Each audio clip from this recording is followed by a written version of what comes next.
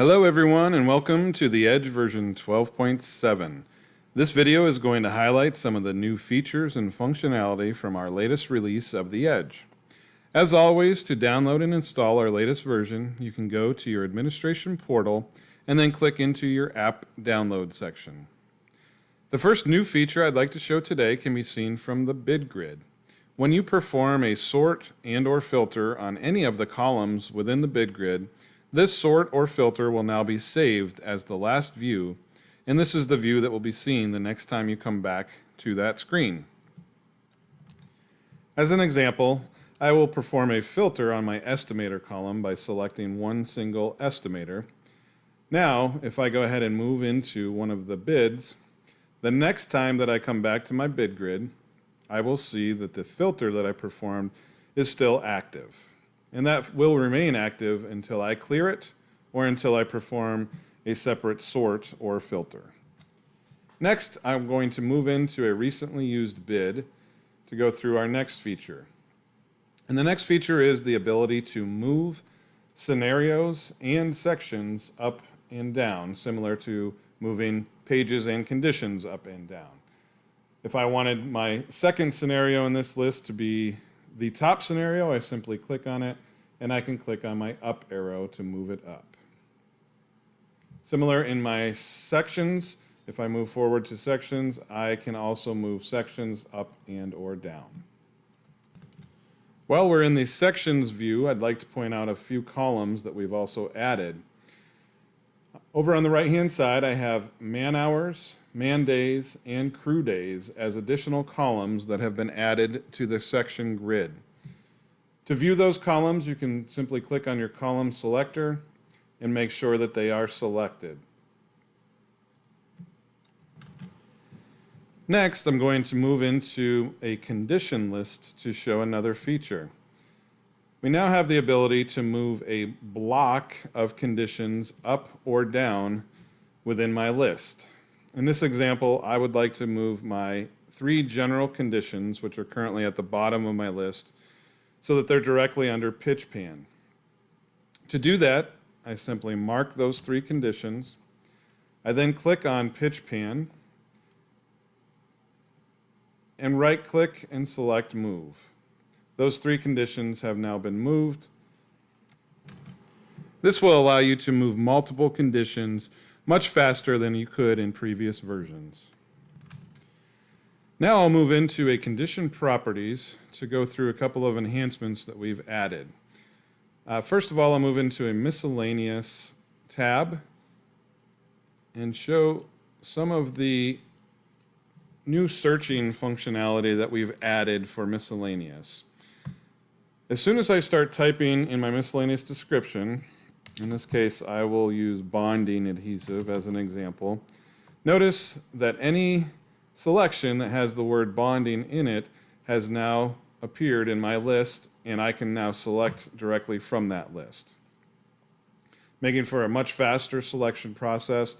When I go into my pick list for miscellaneous, I now have the filter box along the top, which operates in a similar manner. As soon as I start typing, the selections down below are automatically being filtered.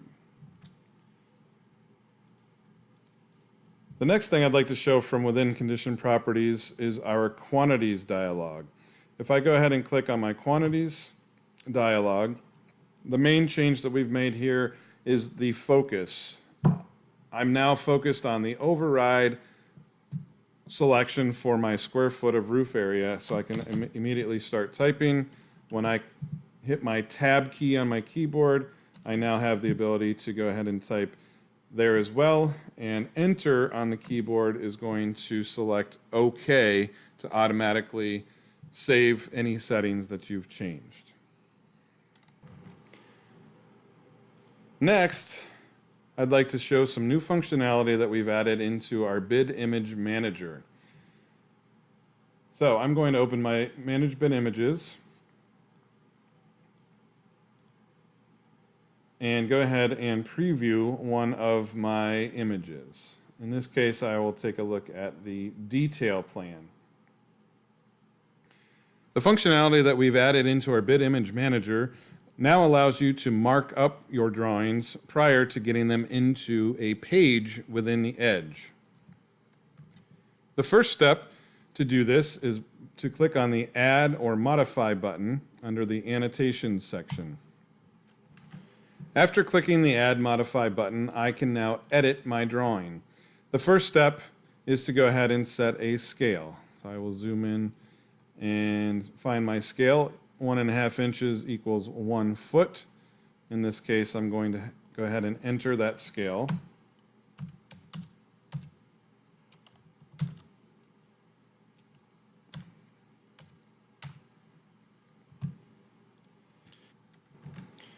Once I've set my scale, I can now perform any markups on the drawing that I would like to, such as highlighting. These tools function exactly the same as they do from the takeoff screen within the Edge, but allow you to mark things up prior to creating a page. The tools that I have available from the Bid Image Manager are adding a text box, an arrow, highlighting, or a measured line. Once I've completed my markups, in order to save the drawing, I need to click on the Commit button. This is now saving this drawing to the cloud, so if anyone else is collaborating with me on this bid, they're going to also see the changes that I have made with the markups on the drawing. Now I'm going to close out of the Bid Image Manager, mark a single page, and move into our pricing screen. There are a couple of new features I'd like to show from within the pricing screen. The first one is when using the on and off toggle switch. In this case, I'm going to turn off the carpentry sub, and notice that the item has remained in view. In previous versions, when I would turn an item off, it would no longer show on the active screen. Now it remains in view, so if I accidentally turned it off, I can simply turn it back on. In addition to this, we have also added a group and or sort functionality within both the pricing and labor screen. This allows me to group my data by particular criteria. So if I wanted to show all items that come from one particular condition, I can select condition number, hit OK, and now my items are grouped or sorted by the listing of the conditions from my condition list. As I click through each of these items, I can see on the right-hand side the condition that they're coming from, and all of these line items at the top are coming from the same condition.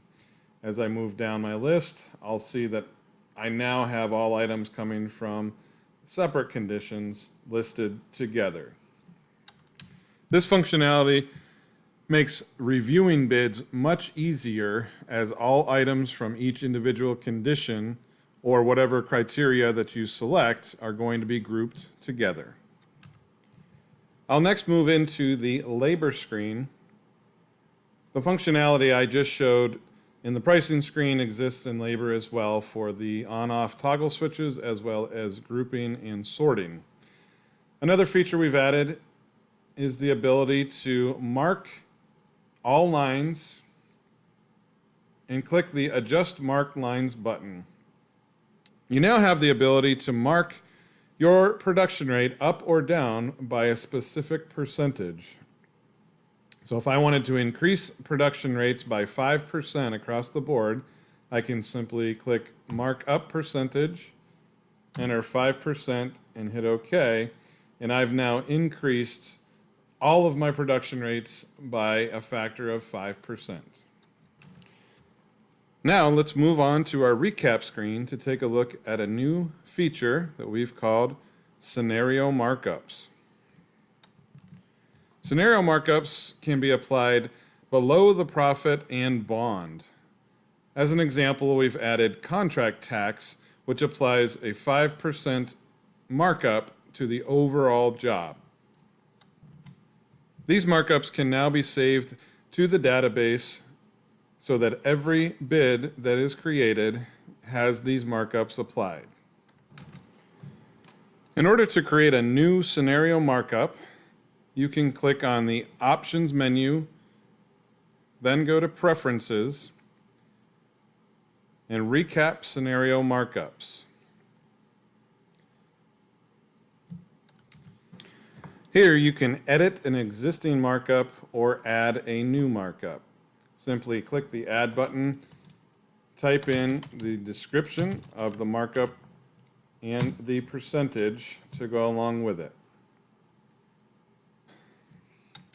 If a new scenario markup is added when a bid is open, you will need to perform a refresh bid in order to see the new markup. Next, let's move into our reports to go through a new feature which allows you to type a customized label to print out on any of your report headers. To do this, you click in the report note box, go ahead and type in the note or label that you would like to print. And now when you preview or print your report, that label will be listed in the header of that particular report. All right, and to finish things up today, I want to go ahead and move all the way back out to our bid grid to show one last feature.